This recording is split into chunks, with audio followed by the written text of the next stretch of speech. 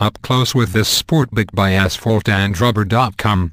The highlight of the 2013 EICMA show has to be the Ducati 1199 Superleggera, which Ducati formally introduced to the press last Monday night. The superlight street bike may not have the dynamism of being a completely new machine, as was the case with the Desmos at ECRR, but the 155 kilograms, dry, Superleggera is just as impressive when you pause to take a moment and examine all of its details. With only 500 units being made, Ducati says roughly only 50 are unspoken for as of Sunday morning, a pretty impressive figure considering that up until that moment, only a handful of people had actually seen the Ducati 1199 Superleggera in the flesh. Once the 500th bike is sold, that will be it for the Superleggera, Ducati having learned its lesson from the Desmos at EC launch. The most obvious part about the Superleggera is its orange-red paint scheme, which matches the Rosso Casa paint found on the Ducati Desmos at ECGP13.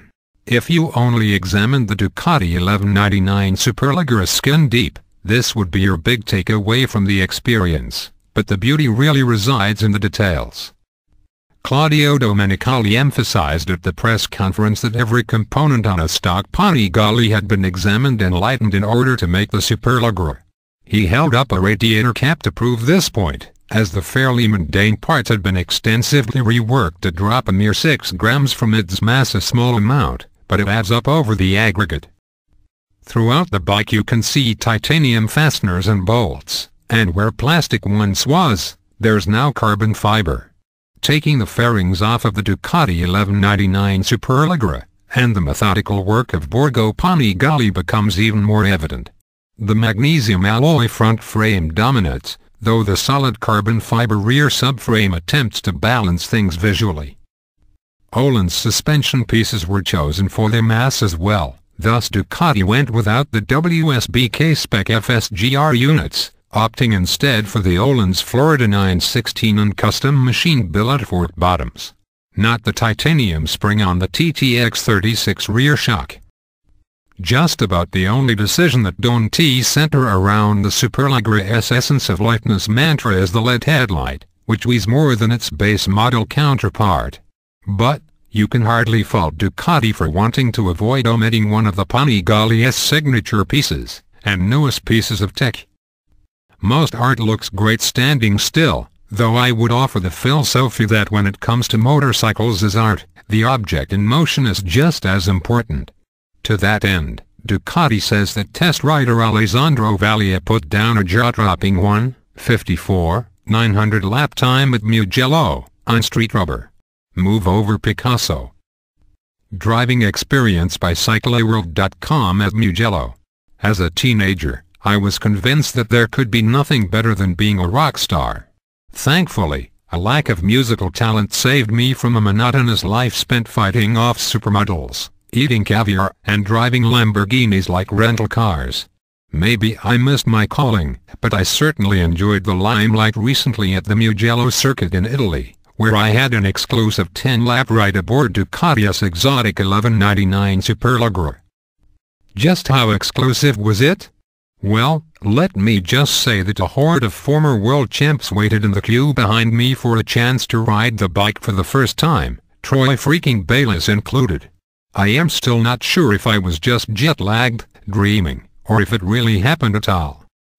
If you aren't familiar with the Superleggera, it is an ultra-exclusive, $65,000 version of the 1199 Panigale R, with weight savings and power output taken to extreme levels. Ducati claims the Superleggera has the best power-to-weight ratio of any production motorcycle in history. As a matter of fact, this bike is so over the top that it isn't even eligible for World Superbike competition. First of all, with only 500 examples being produced, all spoken for, it don't meet the homologation numbers required by the rules. Furthermore, at a claimed 366 pounds sans fuel, but with all street equipment in place, including mirrors, signals, and lights, it weighs only a pound more than the WSBK minimum. In other words, in race trim it would need ballast to compete. I've drooled over and ridden many homologation special, production superbikes over the years: Honda RC30, RC45, Yamaha 01, YZF R7, and Ducati SR models, but the Superleggera makes those bikes look ordinary by comparison. But if the Superleggera isn't intended as the basis for a competition machine, what is the point? Like the 2007 Desmos DC, the concept was to showcase Ducati's technical capabilities and answer those what-if questions by pushing the envelope. We asked our engineers to build the best of the best and do everything they ever dreamed of, building this bike for our best customers, said Ducati's CEO Claudio Domenicali.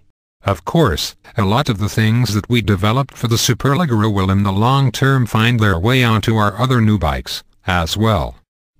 On paper, the Superleggera's numbers are impressive. With its 4.5-gallon fuel tank topped off, the Superleggera, says Ducati, weighs only 393 pounds, 30 less than the Panigale R.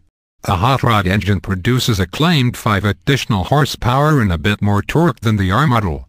Adding those figures to the dyno numbers we got on our last R test bike, we estimate the Superleggera produces 186 HP and 90 pound-feet of torque at the rear wheel. The titanium Akrapovic exhaust, in the included race kit, adds 5 more HP and shaves another 2.5 pounds of weight. For reference, the 51-pound heavier BMW HP4 we last tested made 186 HP and 83 pound-feet of torque. So, how do you skim 30 pounds off of one of the lightest production liter plus sport bikes ever? Ducati's team of engineers were given free rein with exotic materials. The Superleggera has a magnesium monocoque frame, a carbon fiber subframe and bodywork, plus a lithium-ion battery, forged magnesium wheels, and numerous titanium fasteners. Even the Öhlins suspension is ultralight, featuring a Florida 916 fork with machine-billet aluminum bottoms and a TTX36 shock with a titanium spring. Not only does the Super Quattro engine weigh less than the RS Mill, but some of its weight-saving components allow it to rev to 12,500 RPM, a 1,000 RPM bump, and increase power across the board. All 4 valves, intake and exhaust, in each head are now titanium, as are the pannicle connecting rods. The tungsten counterweighted crankshaft, which weighs 1 pound less than stock, works with lighter 2-ring racing pistons and a compression ratio that has jumped from 12.5:1 to 13.2:1. It wheelies 150 miles per hour. If the spec sheet is impressive, the track manners of the Superleggera are mind-blowing. Just a few corners into my first lap of Mugello, I could sense the bike's feathery feel. With 3 chickens per lap, Mugello highlighted the Superleggera's awesome ability to transition, requiring substantially less effort than any Ducati I've ridden. More impressive was how quickly it could be flicked over, and how stable and grippy the front Pirelli Supercasa felt once planted. Off cambers and long corners on the side of the tire were completely drama-free. The plush Öhlins suspension ironed out the track's few bumps, while the incredible Brembos with remote adjustable Mach S19-21 Master are some of the best brakes I've ever sampled. With more torque/power on tap across the board, the Superleggera has a broader power band than the R, with more mid-range oomph and a less peaky nature, which makes the Superleggera's new left handlebar paddle-controlled, 8-level Ducati wheelie control, DWC, a welcome addition. Entering the front straight and 4th gear, the bike would wheelie at 150 miles per hour before the system would intervene as I grabbed 5th, only for the front to get light again just before I towed the quick shifter into 6th. Riding conservatively, with Domenicali watching, I consistently hit 186 plus miles per hour before braking a bit early for turn 1.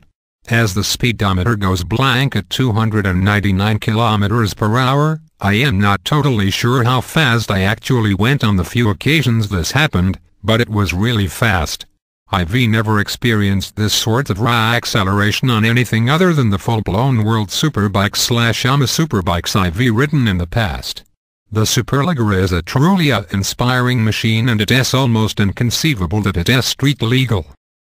If charmed experiences such as this come only in 10 lap doses every couple of years, I am fine with that. Because even the fortunate few who have purchased a Superleggera probably will never get to ride their bikes from at Mugello. And that is something that most rock stars can only dream of, too. Thanks for watching this videos, and don't forget to subscribe our channel for more useful news.